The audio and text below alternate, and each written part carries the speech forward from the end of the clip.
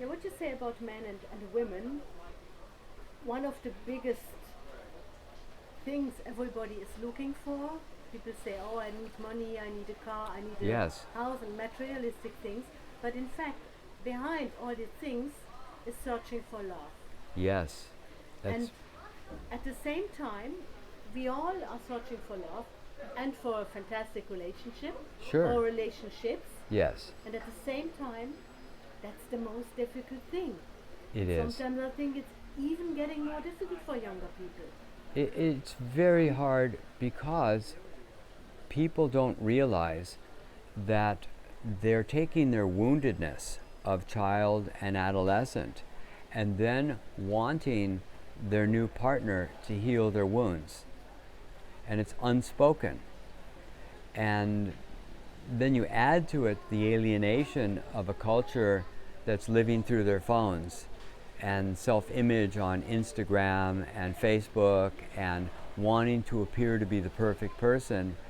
And there are no movies or cultural demonstrations of how honest emotional vulnerability looks and what it is like to be real within yourself and let another person experience your realness. So people are hiding behind images.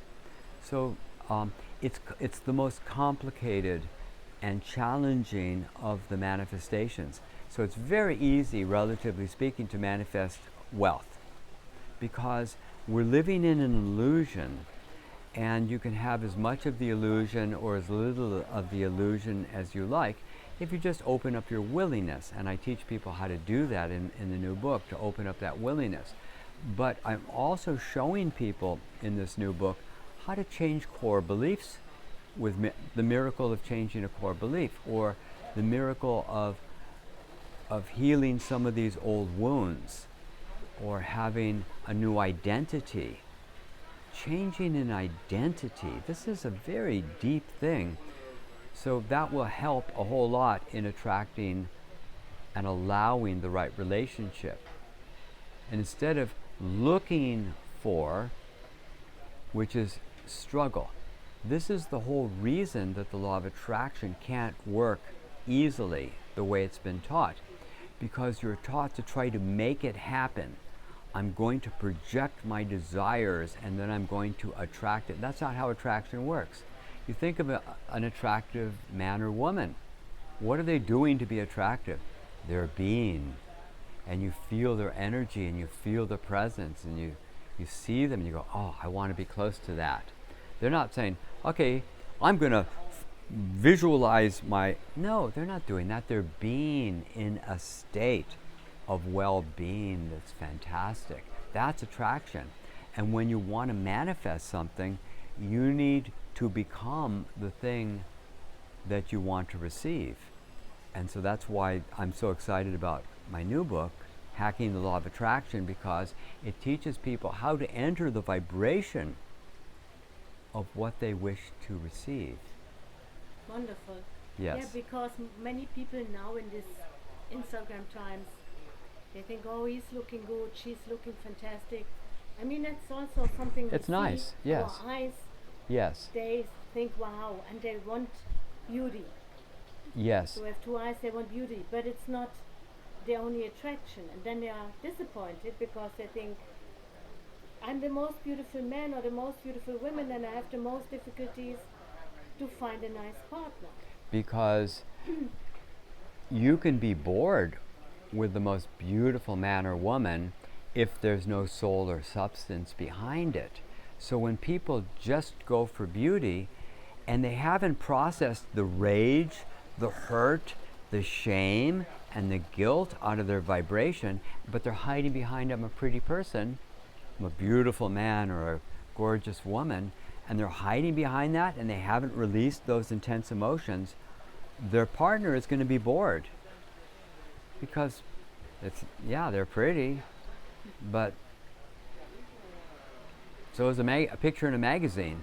Yeah. I want to be with a soul that can communicate vulnerably and honestly with emotion and passion, to tell their truth, to share their reality.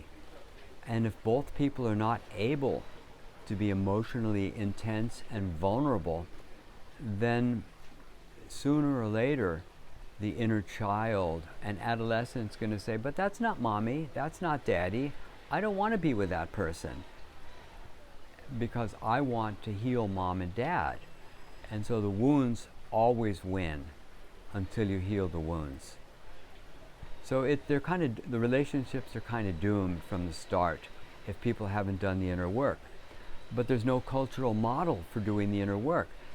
Movies are about redemption through violence, sitcom romance, chase and escape, impossible situations, but nothing about honesty, integrity, self-responsibility, self-trust, vulnerability, transformation. So I'm looking at some point to see what I call new mythology movies, where we create new myths about the person who encounters their own inner demons and is transformed out the other side to become more. It's still the hero journey, but it's a hero journey creating new myths. Not the gods are attacking me or I have to overcome the dragon, but I have to face myself. The dragon in myself. Yes. I'm not going to be dragging it along forever inside me. I'm going to be transformed and become the new me. And we see that myth being played out all around. You see people like Oprah, who suffered terribly as a child, who lost a child when she was young, but what is she now? She's the epitome of compassion and empathy and a model of being someone who cares so profoundly that the whole world loves her.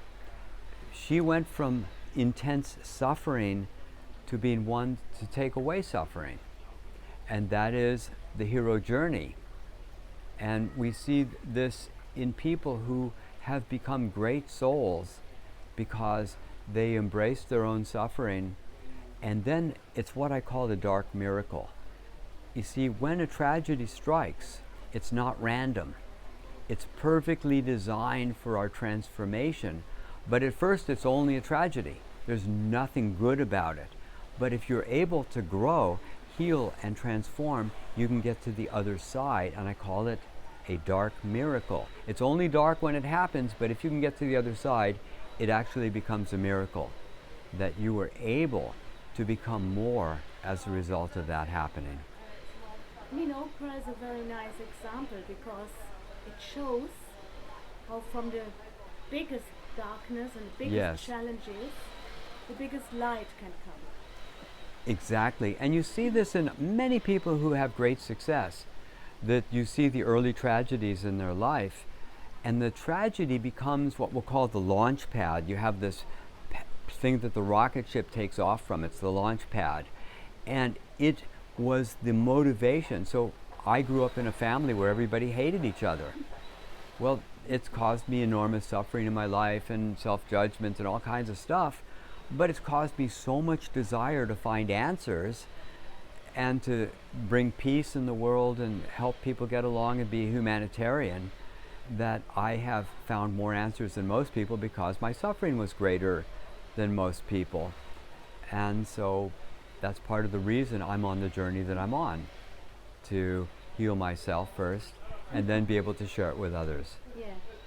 I mean, most people only see the beautiful outside picture. Yes. They don't see the inside. Yes. They say, I want to be like this person, but they do not see the way, the right. Exactly. I think that's also something is in this Instagram times, people only look to the outside and say, oh, I want to have this and I want to be that successful. I want to be like Oprah. I want to be like Richard.